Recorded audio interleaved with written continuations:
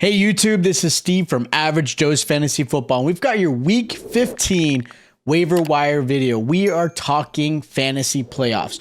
Hopefully, you guys don't need these waiver wire videos as often because, one, your team is stacked or you are on a bye week this week. Now, for those who are playing this week, hopefully your team is healthy and ready to go. If not, this waiver wire video should help you guys out with players you should consider adding to your roster. And of course, please, if you're not in the playoffs, stop adding players. Just don't do it. Let the teams enjoy themselves. Now, if you're in Dynasty, that might be a little bit different, but please, just do us all a favor. Stop it. Now, I'm going to start this off. Again, Week 15, we've got Jake Browning as my number one player as far as the quarterback. Look, he's been fantastic. He's going against the Vikings this week, and he is available in 73% of most leagues. Browning is showing lots of confidence since playing the Jaguars 2 weeks ago. With all of the quarterback injuries that are going on, with Stroud with a concussion, Justin Herbert out for the season, Browning could be someone who saves your playoff opportunities and chances this season. Browning is, in the last 2 games, has averaged 25.6 points a game and 314 yards in the air. And he's got a great Week 15 matchup as well. Now, rest of season might be a little different, but with what Jake Browning has done, and you're desperate at quarterback, he definitely should be someone you add and put on your roster. Another quarterback you may want to consider also is Joe Flacco. Look, Bears matchup, great. He's available in 93% of most leagues. Flacco, off the couch, has played very well for the Browns. Now, in the 2 starts he's played, he's averaged 19.2 points a game and 282 yards in the air. With that, also 5 touchdowns in those 2 games.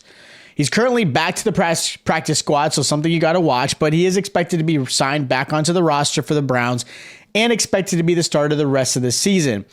So with those matchups coming up, he's got the Bears, he's got some great playoff matchups. Again, Flacco may be another quarterback you may have to add to your squad because he may end up saving you a game or 2 this upcoming season. So again, definitely somebody there. Now at running back, my number one waiver wire player you should absolutely add this week if he's available is Ezekiel Elliott.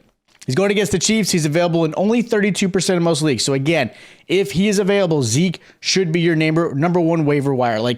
At this point, based off touches, based off opportunities, he's a great receiving back. He's a great blocking back. He could be someone who helps you win this season. Ramondre could be out for the rest of the season. We're not really sure. Nothing's been announced yet. But there's a chance if Ramondre Stevenson is out for the rest of the season, the Patriots have one of the best schedules for running backs. And Zeke just put up 27 points last week and could definitely be a low RB1, high RB2 the rest of the season based off the matchups and opportunities. So again, if you were lucky, if you were one of those few that were able to get him, I bet he just won you for last week. And on top of that, again, check your waivers. 32% of your leagues may have him available. You should be grabbing him. Another running back you may want to consider is Jerick McKinnon versus the Patriots. He's available in 59% of most leagues.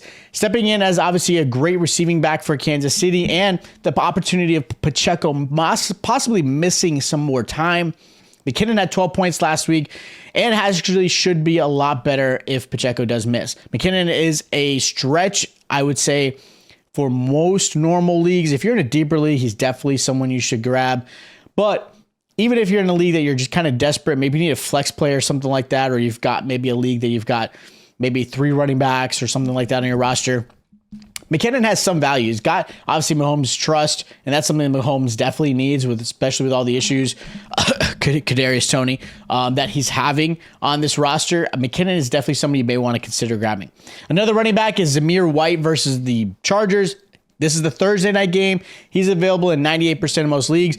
Look, being that this is a Thursday night game, there's a chance that Josh Jacobs misses time. He left early on Sunday.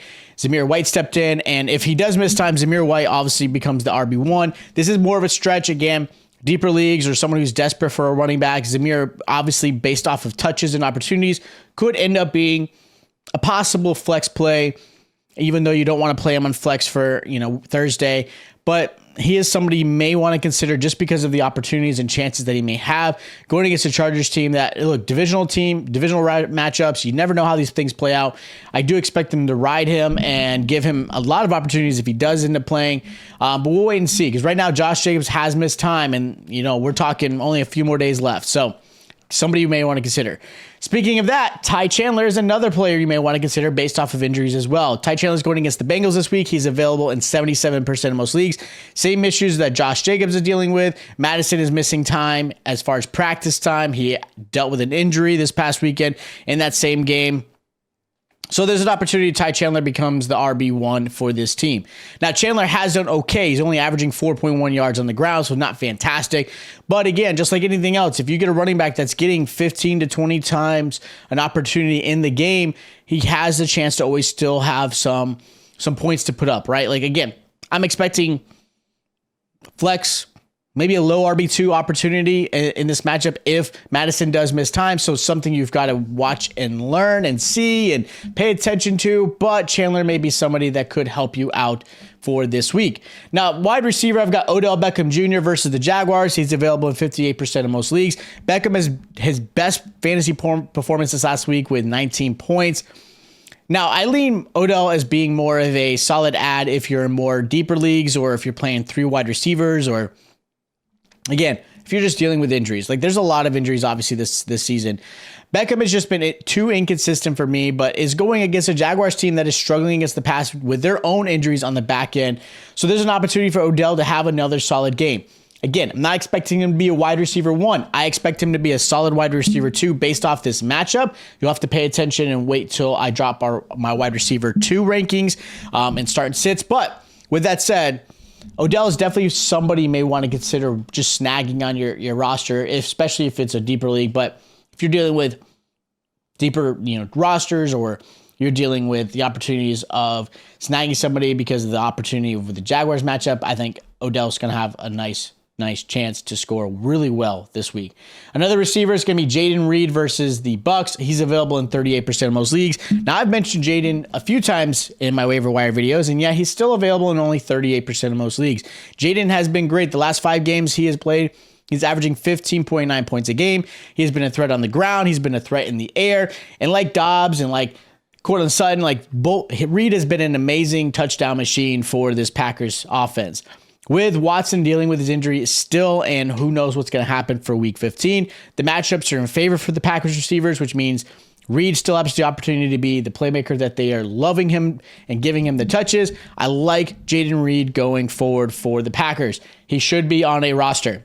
Now, the last receiver is going to be Noah Brown versus the Titans. He's available in 51% of most leagues. Look, I thought Noah Brown was going to do a lot better than he did. He had 5 targets, 0 receptions. And now you're dealing with a team that has no Nico Collins, no Tank Dell, possibly no Stroud this week. We'll see how the concussion protocol goes for a team that's still trying to have a possible playoff opportunity. Look, Noah Brown is a big play receiver, but he's nowhere near consistent to be someone you always want to put in your lineup. You're going to base him off matchups. But the fact that he's going to have a lot more opportunities, you've got him, Robert Woods, those are going to be your starting receivers for this team. Obviously, if Stroud misses time, I get it. Noah's value is just pretty much not there. If Stroud does end up playing, Noah Brown, more of a flex play, maybe a wide receiver 3, wide receiver 2, but he's definitely something you got to monitor with Stroud of what's going to happen with that. But I do like him as somebody you may want to consider grabbing.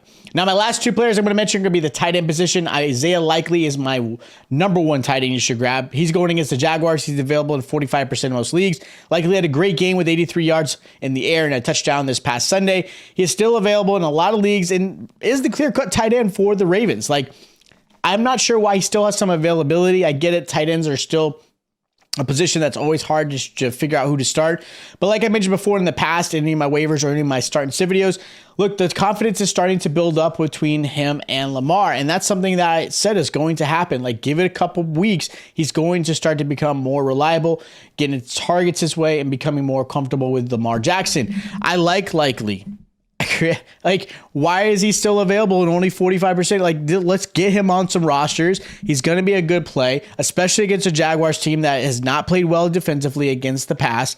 he should be on a roster. Now, a nice little deep league tight end or somebody, again, maybe you just like the matchup. Tanner Hudson versus the Vikings this week. He's available in 96% of most leagues. And again, this is if you're really in need of a tight end, you can't get to these other guys. Hudson has slowly begun to grow in this Bengals offense. Since week 9, Hudson has seen an average of 5 targets a game and continues to be a great safety valve for Jake Browning. Again, deep leagues, I'm talking. Or if you're just super desperate or you stream tight ends weekly, maybe Hudson. But I do like his opportunities. He's getting plenty of them. Even though there's a lot of great receivers on this Bengals offense, they like using Hudson in those third down opportunities and a possible red zone threat. So again, he's definitely somebody you may want to consider grabbing.